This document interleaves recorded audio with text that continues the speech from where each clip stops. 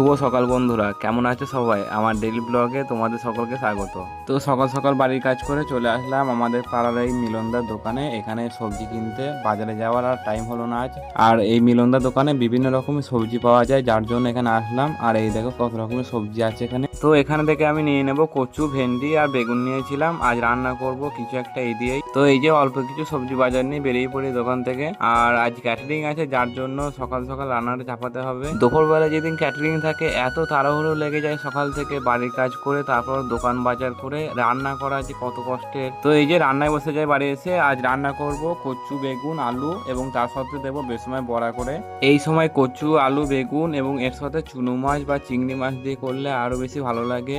আগে যখন মা এই রান্নাটা করতো খুব ভালো লাগতো খেতে, কিন্তু এখন তো আর মায়ের হাতে রান্না খাওয়া হয়ে ওঠে না, তো নিজে নিজেই করতে হয়। আর হ্যাঁ, এর মধ্যে যদি চুনো মাছ বা চিংড়ি মাছ দেওয়া হয় তো স্বাদটা আরো বেশি দ্বিগুণ হয়ে ওঠে। তো যাই হোক, আজ বেসন দিয়ে রান্নাটা করব। প্রথমে তেলে 5 ফোড়ন দিয়ে কচু, বেগুন, আলু তিনটে একসাথে লবণ হলুদ দিয়ে কিছুক্ষণ নাড়িয়ে নেব। এরপর ওগুলো ভাজতে দিয়ে কিছুক্ষণের জন্য আমি মশলাটা করতে বসে যাই। রান্নার মধ্যে তেমন কিছু মশলা দেবো না, শুধুমাত্র আদা বাটা, জিরে বাটা এবং কাঁচা লঙ্কা, সর্ষে বাটা দিয়ে করব।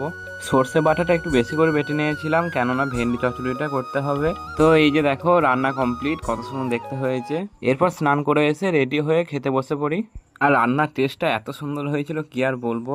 তো এই যে খাওয়া দাওয়া শেষ করে ক্যাটারিং যাওয়ার জন্য বেরিয়ে পড়ি। আজ ক্যাটারিংটা আছে পাটুলি হালদারপাড়ার দিকে। তো এই যে কিছুক্ষণের মধ্যে চলে আসি কাজের জায়গায়। আজ কাজটি হলো একটি বাৎসরিক কাজের।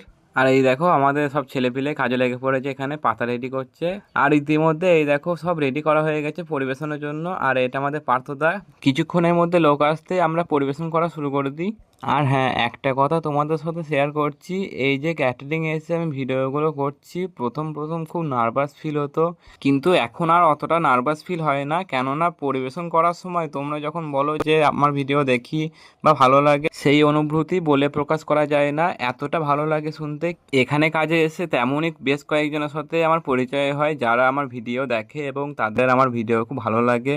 তো অসংখ্য ধন্যবাদ তোমাদের। আর এই যে সুরজিৎ দা খেতে বসেছে, এখন ছুটিতে আছে বাড়িতে। তো এখানে আরও কয়েকজন ছিল, তো ভাবলাম তাদের ভিডিওটা একটু নেই। আর এই যে এটা অমর্ত্য দা, দাদা যেহেতু ক্যামেরার দিকে পিছন ঘুরে বসেছিল তাই ক্যামেরার দিকে একটু দেখতে বললাম। তো শেষমেশ পরিবেশন শেষ করে খাওয়া দাওয়া করে বাসনটা মাজতে চলে আসি।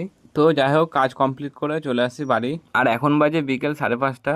এরপর ফ্রেশ হয়ে নিই, তারপর সন্ধে দিতে শুরু করে দিই। সন্ধে দেওয়া শেষ করে বেরিয়ে পড়ি পড়ানোর জন্য। সেই যে সকাল 6টায় উঠেছি, এখনও কিন্তু চলতেই থাকছি, থামার কোনো টাইম নেই। একটু যে বিশ্রাম নেব তারও কোনো উপায় নেই।